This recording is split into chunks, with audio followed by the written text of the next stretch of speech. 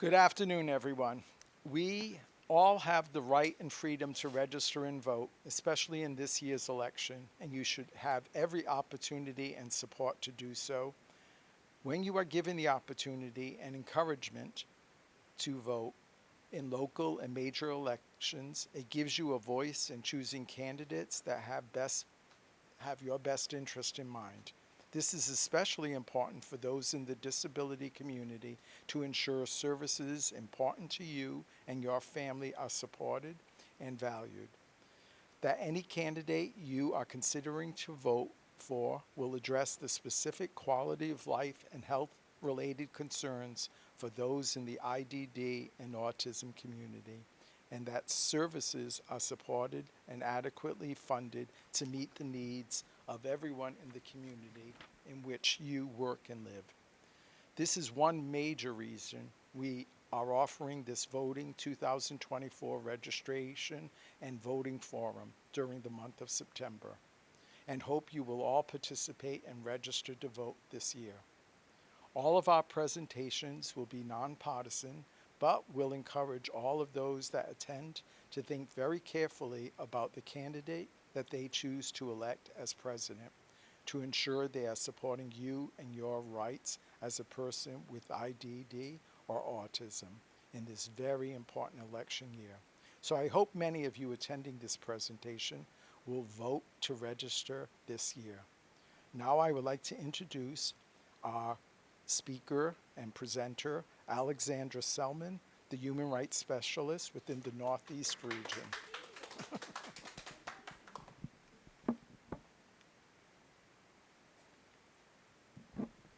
Thank you, Rick. Thank you, everyone. Welcome again. Just a notice for folks that are on the Zoom presentation, since we are recording, if you could just try and remute yourselves so we can avoid any background noise. Again, thank you, everybody, for being here today. My name is Alexandra Selman. I am the Human Rights Specialist for the Northeast region. Voting is one of the most powerful tools we have as citizens in a democracy. It is not just about choosing our leaders, it's about shaping the future of our communities, our country, and the world. This training is made to give you the skills you need in order to vote and to do so with confidence. Voting is a big deal. Whether you're a first-time voter, been voting for many years, you will learn today what voting is, how to register, and then to plan your trip for voting. So let's get started. Please feel free to ask any questions throughout this presentation. As you can see, or as some folks might be able to see here, we have these Ask Us Questions tags. So if you wanted to ask a question after the event, so you didn't have to ask in the group. So voting, What is voting? Voting is our opportunity to choose the best people to make decisions. Sorry about that. To make decisions for us locally, where we live, nationally, the entire country, and internationally, the world. A democracy is when people who live in a country get to decide who runs the country. The United States is a democracy because we get to vote and decide who is in charge. In a democracy, if you don't agree with the people in charge, you can vote in that election and try and change that. Or, if you do agree with the person in charge, you can vote to try to keep them in charge. We vote every day. We make decisions about what we want to wear, what's going to be on TV, maybe the food we want to eat. Just like choices that we make, choices that are important to us. Voting is making a choice based on what you want. Does anybody have any questions on what voting is?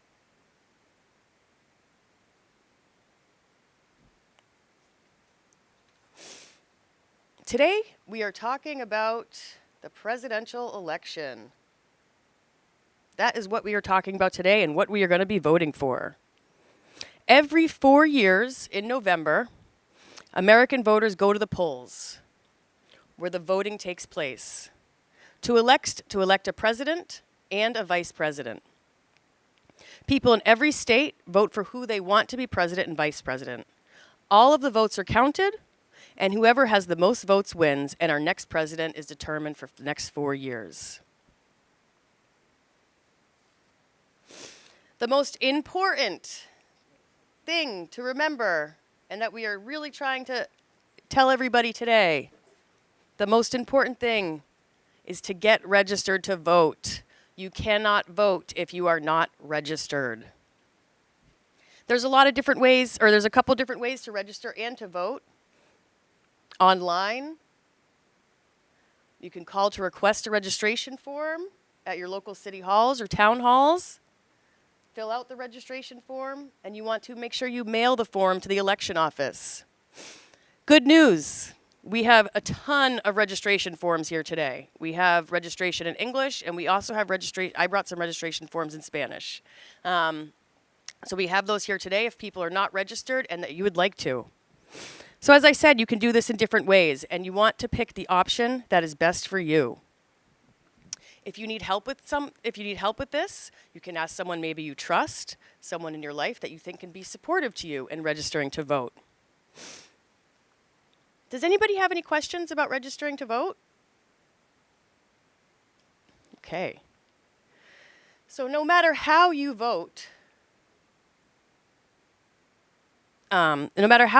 everybody's choice remains secret. It is up to you who you want to vote for. People should not be telling you who you should be voting for. That is your choice based on what you want and what is important to you or your community or your family. As we have said, folks with disabilities have the same right to vote as other people, or people without disabilities. So as I said, you can go the different ways to vote. You can vote in person. You can vote by mail. Some folks might say that mail-in voting is the easier option, and some of the information we've gotten from past elections has actually shown that voting through the mail is easier. October 26th is the last day to register to vote for the presidential election. So that is 1 week before the election. If you wanted to do the mail-in ballot, the deadline to apply for the mail-in ballot is October 29th.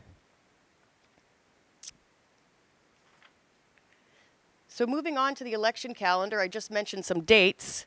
November 5th, the first Tuesday of November, every 4 years, is Election Day. And these are just some other dates that we wanted to make sure that you had. We do have a sign-in sheet, so if you wanted copies of these presentations emailed to you, we can do that. And we also have hard copies on the table for you to take with you. But these are very important dates to remember. And don't forget, you have to register to vote. Register as soon as you possibly can.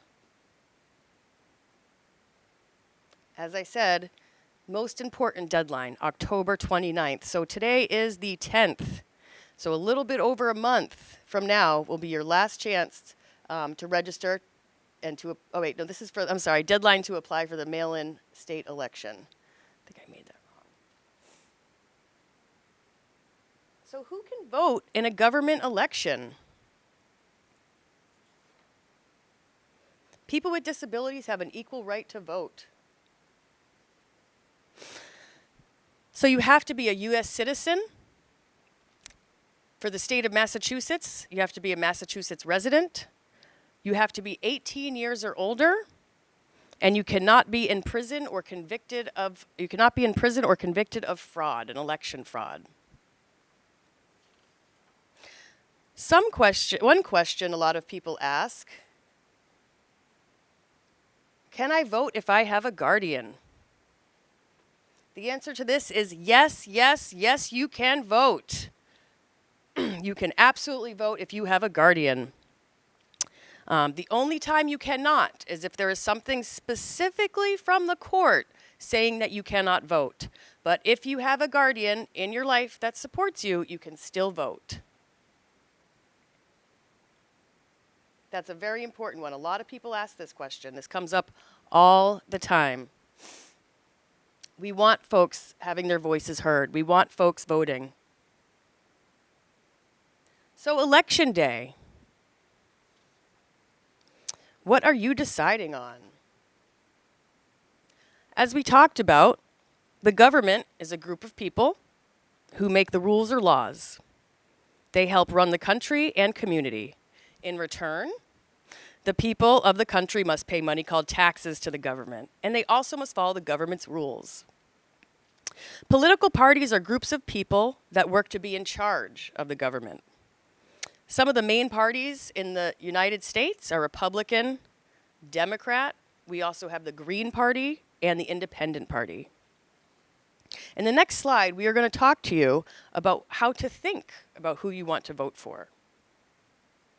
Does anybody have any questions on what you're just on the parties? Any questions so far on registering or anything? Okay. So how do you choose your candidate? How do you know what's important to you? As I said, your vote is up to you. It is secret, and no one should be telling you how to vote. Understand what you are voting for. What is important to you? Maybe working and making sure everyone gets paid the same amount of money is important to you. Maybe accessible transportation is important.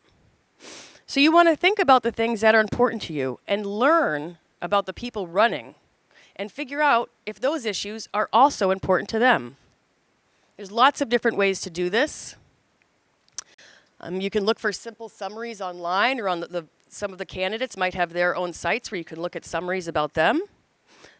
We do have some resources, I mentioned, lots of different election websites that you can look at. Videos can be helpful. Looking at newspapers or magazines. You could also join in a self-advocacy group or any kind of group around civic duty, I guess, as they say. So the most important thing is to think about what matters to you, and that your candidate, those things also matter to your candidate. Just a reminder, I think I'm allowed to say this, but September 10th is today, and there's a big debate on TV tonight at 9 p.m. Two of the main candidates are going to be debating. So this is not always easy. It might take practice. You might have to practice over and over, ask questions. But does anybody have any questions about how to choose your candidate? Okay.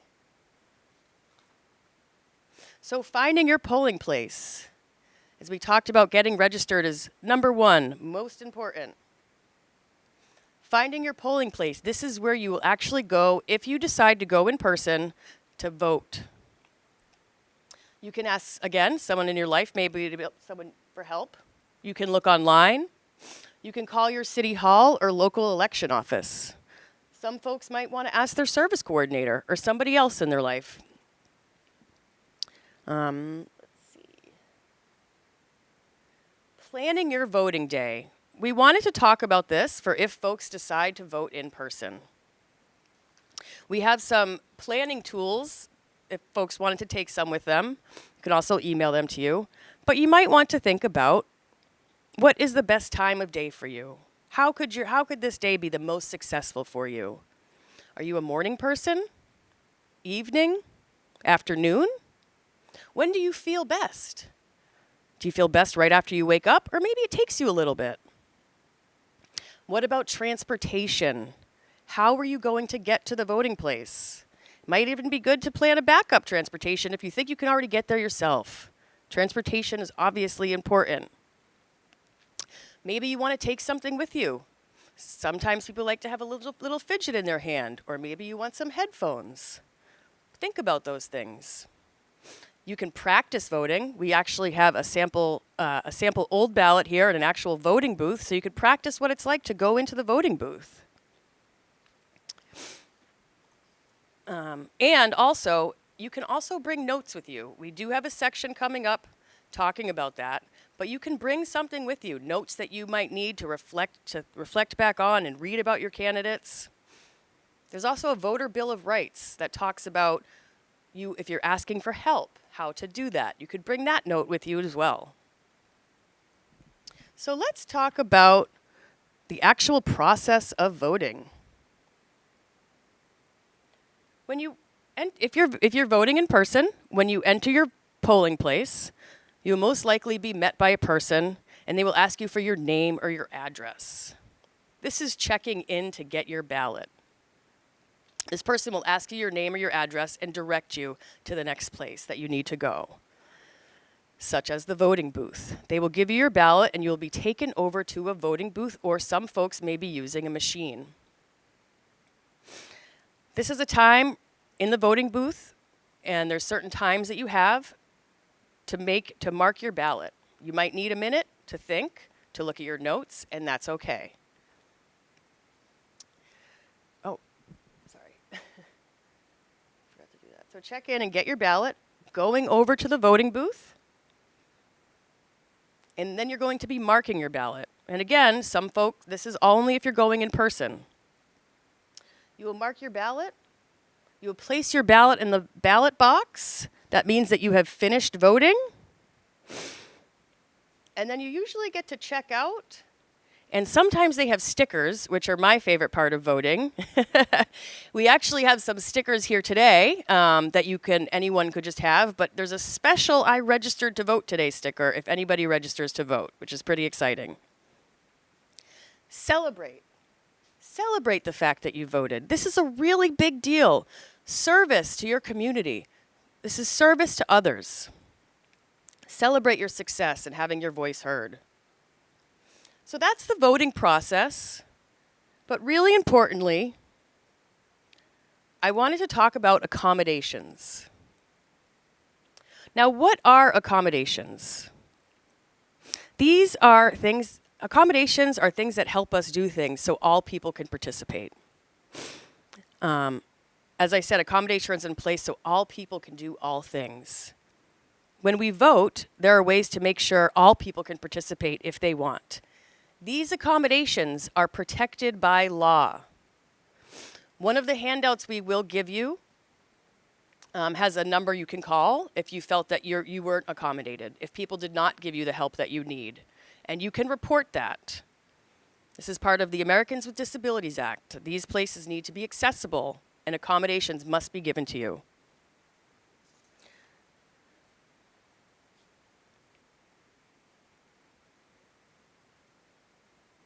So here are just some examples of some accommodations.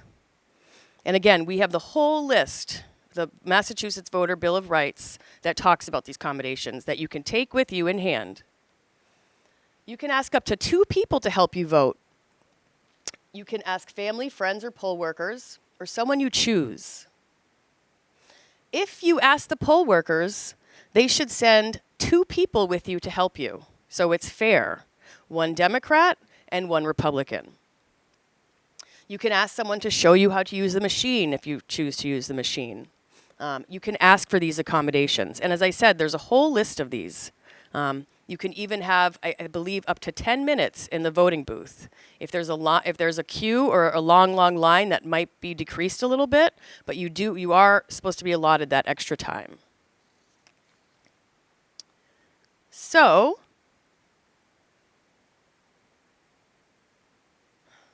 we want to thank you for coming here today. And the first most important thing we want you to leave here with is to register to vote. Register, register, register. That's the first step. We want to highlight mail-in voting because research has shown that mail-in voting is the more accessible way to vote. And ask for help. We all ask for help all the time, and we all need each other to do important things. So please get to the voting booth today. And then, as I said, these are some of the resources that we have. Hard copy. We'll be emailing out the whole presentation. This is the example of the Voter Bill of Rights that I talked about. Really great thing to have. And then these are just some of our acknowledgments today. Thank you, everybody.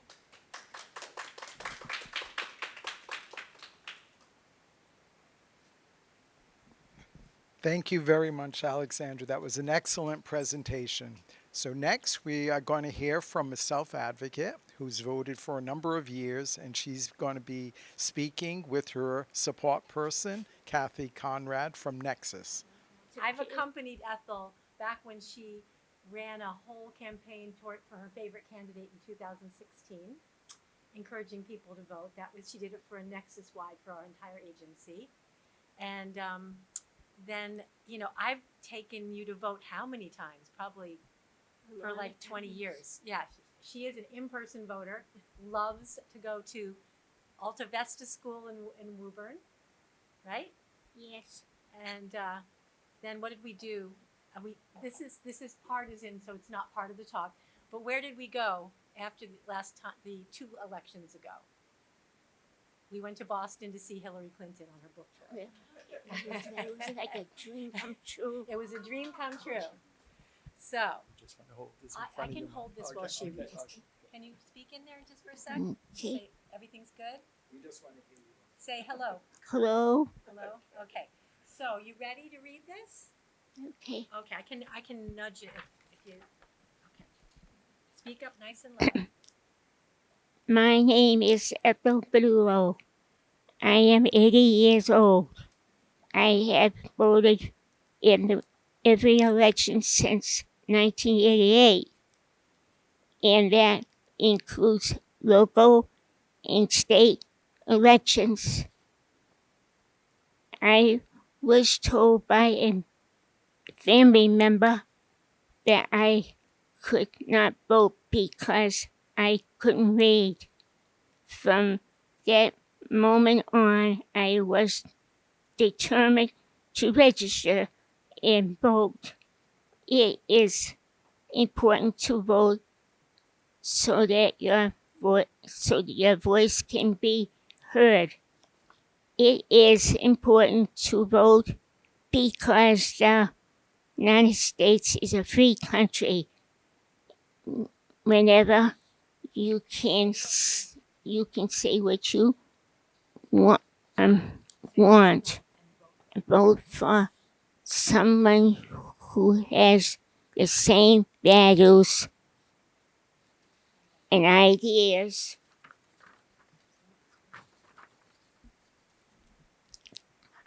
I read the flyers at That candidate. candidates sent to my home, and I listen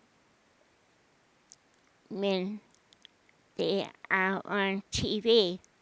I met Richard Hagerty, state rep, when he came to talk to the residents at living at East Nickel Street Extension. I met Elizabeth Warren. She was the speaker at the Woburn High School. That was a dream, so I came true. Yes, I will be voting this year. I would like to go in person when I was in the rehab hospital. I voted by mail. Everybody and voted if they want to. Everybody should vote.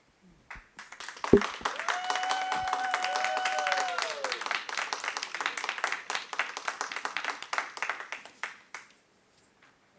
nice. That was an excellent presentation, Ethel. Thank you very much, Ethel and Kathy. Very, very much.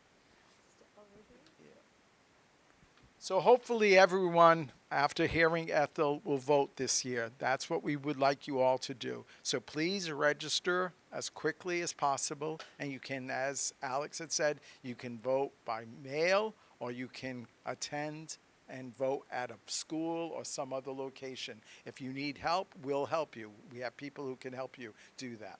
If you were unable to attend today, please feel free to attend one of the other sessions. You can attend any of them. We have 5 registered planning voting forums that people can attend. So hopefully you will do that. And once again, I want to thank Ethel and Alex for presenting today for this presentation. Thank you, thank you.